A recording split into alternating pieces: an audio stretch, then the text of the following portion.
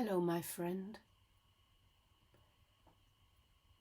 You feel that you ought to get yourself more prominent, have a stronger voice, and have a bigger ego. And it sounds to me, my friend, as if that may be indeed the case for you.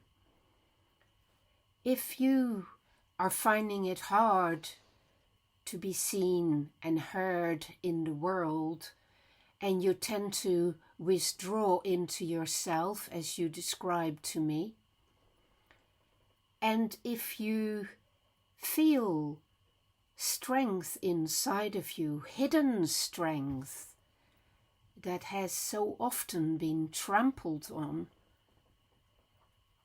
but that is in some ways only growing because of your isolation, then, my friend, you need to trust this process of finding a better way to stand in the world and to speak up and to be clear about what it is you may contribute to the world.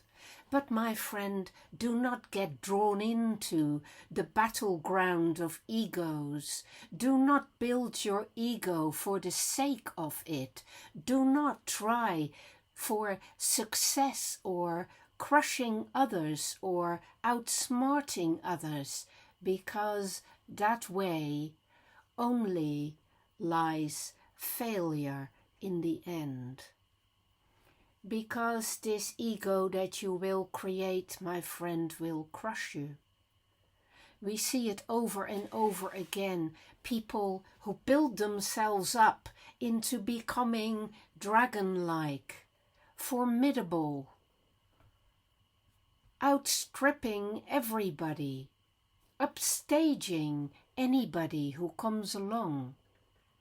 Those big egos, those big characters, my friend, they may seem attractive to you right now when you're living such a humble and modest existence. And how frustrating it seems to you to see these bloated people holding forth and believing that they are better than others, when really space that we obtain in the process of speaking up and joining the throng in trying to work things out about human existence, that is borrowed space, and we need to return it again. We need to know when to let the ego recede again. You need to let your ego recede and become small again as soon as you no longer need it. And you don't need it, my friend, if you have enough good people around you who will listen to you and who will stimulate your thought and the expression of your thought. If you can create a group around you in which there is a fair exchange, where everybody gets something and everybody learns something. But if you cannot do that, and if you always feel you have to fold, then yes, it's true. You need to create a slightly bigger persona, an ego, that can hold its own. But as I said, don't be trapped into it, and don't believe your own ego more than you believe the truth deep inside of you, because that ego is just an instrument through which you join the world, but it is not to be all you are.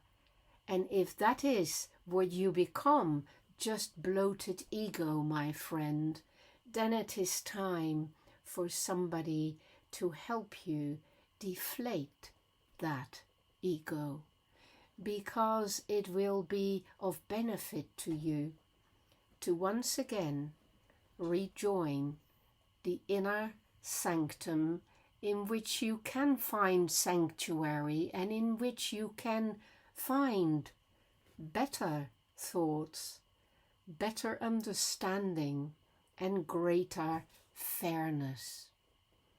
So yes, we all need enough ego to make it in a world where there is always a lot of competition, but not so much that we become the one who wishes to win and who crushes others.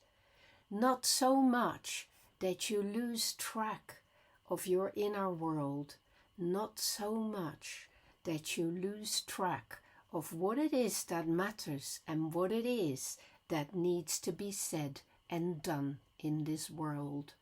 And that, my friend, requires inner clarity, inner calm, inner peace, and a constant checking of what is right and wrong, and a constant reorientation, and a constant adjustment to how much you need to push and how much you need to fold back again.